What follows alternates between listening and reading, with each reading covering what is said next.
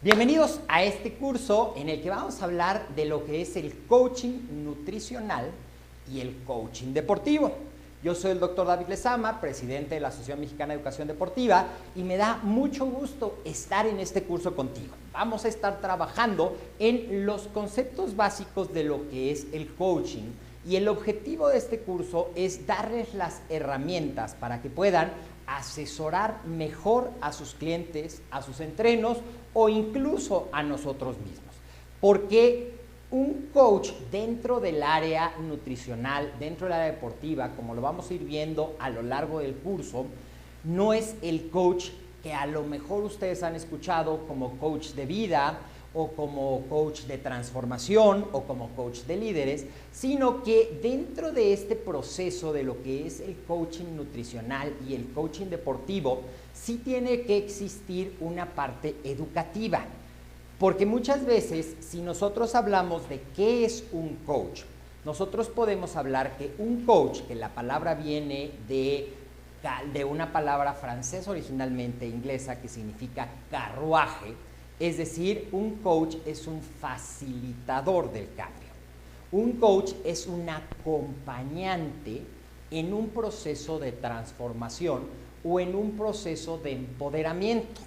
Muchas veces, cuando hablamos del coaching tradicional, nosotros hablamos de que el coach lo único que va a hacer es ayudarme a que yo descubra que tengo las herramientas necesarias para crecer en el aspecto que yo estoy buscando transformarme.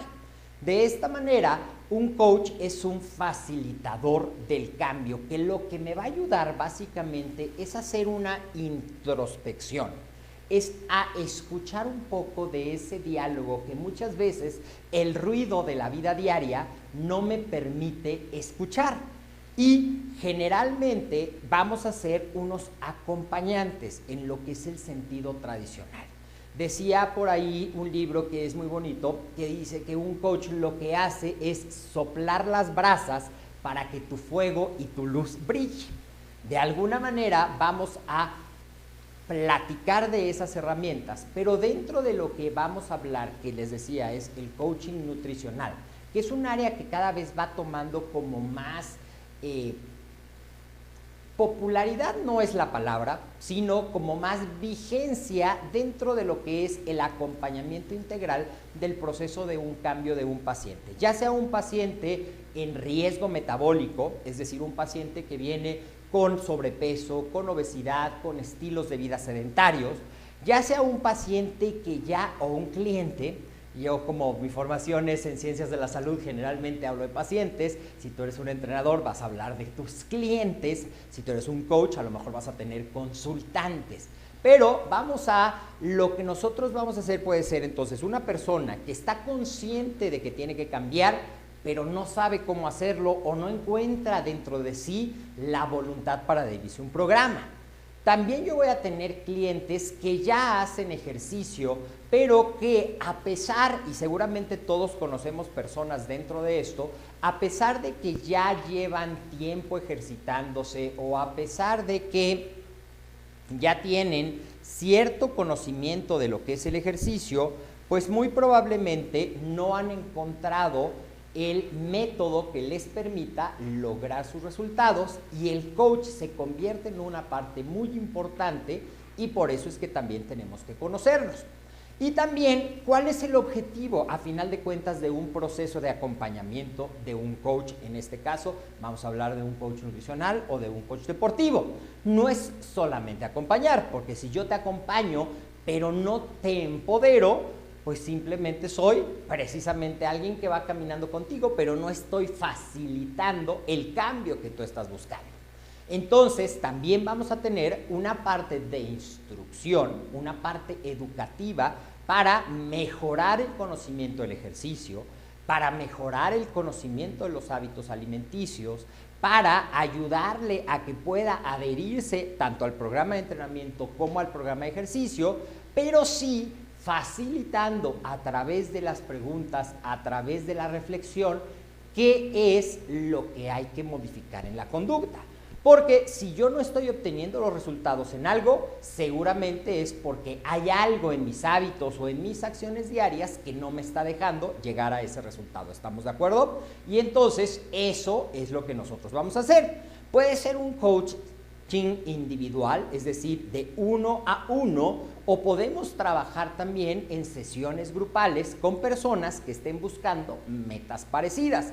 No sería aconsejable mezclar como personas que tienen diferentes metas en una sola sesión, sino que si a mí me gusta trabajar en grupos, puedo armar grupos de pacientes en riesgo metabólico, puedo armar grupos de personas que buscan el ejercicio simplemente como verse y sentirse bien, y puedo hablar de grupos que personas que realmente están comprometidas y dedicadas a lograr y construir la mejor versión de sí mismas en la transformación corporal. ¿Ok? Ahora, ¿qué voy a conseguir yo con ese paciente, con ese cliente, con ese consultante o con el... Yo soy el coach y mi consultante es el coacheado o el coachee, si lo vemos en inglés. ¿Qué voy a lograr yo? Precisamente ayudarlo a empoderarse. Empoderarse es una palabra que sí está como muy de moda, y empoderarse significa que yo me la crea, básicamente. Si yo estoy empoderado, yo creo que yo puedo alcanzar un objetivo, yo trabajo en mi diálogo interno, yo trabajo en mis habilidades, yo trabajo en mis actitudes y yo trabajo en mis acciones para que el resultado se dé. Entonces, a final de cuentas, eso es lo que va a hacer un coach. De tal manera que un coach lo que va a hacer es ayudar a la persona a que use esas habilidades que muchas veces ni siquiera se ha dado cuenta que ya tiene. Les ha tocado personas que a lo mejor no creen que sean capaces, personas cuyo diálogo es negativo y desde que llegan contigo a la primera consulta te dicen: es que yo soy muy malo con las dietas, nunca he podido seguir un plan alimenticio. O es que yo puedo ser muy bueno con la dieta, pero del ejercicio a mí ni me hables, porque soy el peor. Yo soy el feliz sentado en el sofá viendo series de Netflix, viendo todas las películas, me encanta ir al cine con palomitas, refresco, donas, todo, nachos con jalapeños, pero en realidad todos tenemos las habilidades para poderlo lograr. Lo que pasa es que no nos hemos, dado el tiempo de ver hacia adentro, de descubrir que yo tengo las habilidades, y tampoco me he dado el tiempo de saber por qué me gustaría descubrir que yo las tengo y aplicar esas habilidades. Es decir, aquí entra la motivación. Porque algo que pasa muy común, sobre todo cuando llegan conmigo clientes o pacientes adolescentes, que no llegan tanto por su propia voluntad, sino por la influencia de alguien más. O a lo mejor un adulto que llega porque su pareja le dice: oye, tienes que cambiar, y yo no lo quiero perder, y entonces decido que quiero cambiar, aparentemente decido, pero el cambio no viene de mí, yo no he tomado la decisión de cambiar. Esa persona, ¿cuál creen que sea el camino? ¿Va a persistir o va a desistir? Pues va a desistir porque no ha encontrado dentro de sí la razón lo suficientemente poderosa. ¿Para qué? Para poder hacer ese cambio que realmente le permita permanecer en el camino. Permanecer en el camino es algo muy importante, porque todos seguramente, y hablo un poquito desde mi historia personal. Mi historia personal, déjenme les cuento un poquito, tiene que ver mucho con la relación de que la comida es para consentirte. La comida es para demostrar el cariño. Y pues como muchas de las familias mexicanas, el cariño se demostraba dándote riquísimo de comer y ofreciéndote más comida. Y entonces yo tuve una mamá que me adoraba, que me adora, unos abuelos que me adoraban, y entonces como vivían al lado, pues muchas veces yo acababa comiendo con mis abuelitos y después comiendo en mi casa.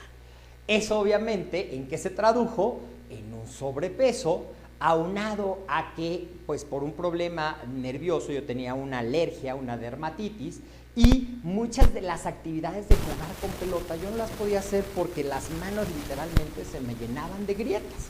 Entonces tenía un estilo de vida relativamente sedentario.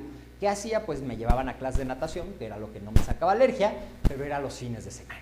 Entonces, pues esa combinación hizo que yo tuviera un sobrepeso. Después encontré en la natación una forma de realmente poder hacer ejercicio y pues pasé en ese proceso, ya cuando empecé a nadar de manera, en un equipo, de manera para competir, pues tenía que bajar de peso. Y entonces, en esas ganas de bajar de peso, que eso también te permite como tener un poco de empatía, esa historia personal, y les platico un poquito, porque cada uno de nosotros tenemos una historia. Yo bajé de peso usando, pues, el poco conocimiento que tenía. Y entonces hice a lo mejor una dieta que vi en una revista, hice una dieta que alguien me recomendó, utilicé algún producto en el cual en preparación para competencia comía malteadas todo el día y llegué a la competencia teniendo el peor rendimiento. Sí había bajado de peso, pero mi rendimiento había sido muy malo. Pero eso me motivó a quererme dedicar a ayudar a las personas, ayudarlas a que a lo mejor no era yo una persona única, sino que probablemente había muchas personas parecidas a mí que quieren, pero no saben cómo cambiar. Eso es más común de lo que nosotros podemos imaginar. Personas que les gustaría, pero que a lo mejor, en el caso de un gimnasio, se sienten intimidados, a lo mejor porque tienen un gran sobrepeso, porque nunca han hecho ejercicio, porque se sienten incómodos siendo el nuevo del grupo, y simplemente por no atreverme a dar ese paso y vencer ese miedo que es interno, porque nadie me va a juzgar, me quedo sin hacer esa actividad física. O que quiero adelgazar, pero como no sé, pues simplemente copio lo que veo en las revistas y a veces hago dietas muy restrictivas que no puedo mantener y que el resultado, ¿cuál va a ser? Que voy a bajar y que luego voy a tener lo que la gente conoce como el rebote. Entonces, el papel del coaching nutricional y del coaching deportivo se convierte en algo muy importante con este tipo de personas, con personas que no tienes. Ahora, ¿con quién también es una gran población? Con el paciente que es obsesivo, que es determinado, que no se perdona, porque así como hay unos que somos muy indulgentes, hay quien es un juez demasiado severo de sí mismo y que nunca es suficiente y que todo lo hace mal y que dices, tú le preguntas, oye, ¿y cómo te fue? Bueno, pues entrené, pero realmente podía haberle echado más ganas. También seguramente todos conocemos a una persona con esas características.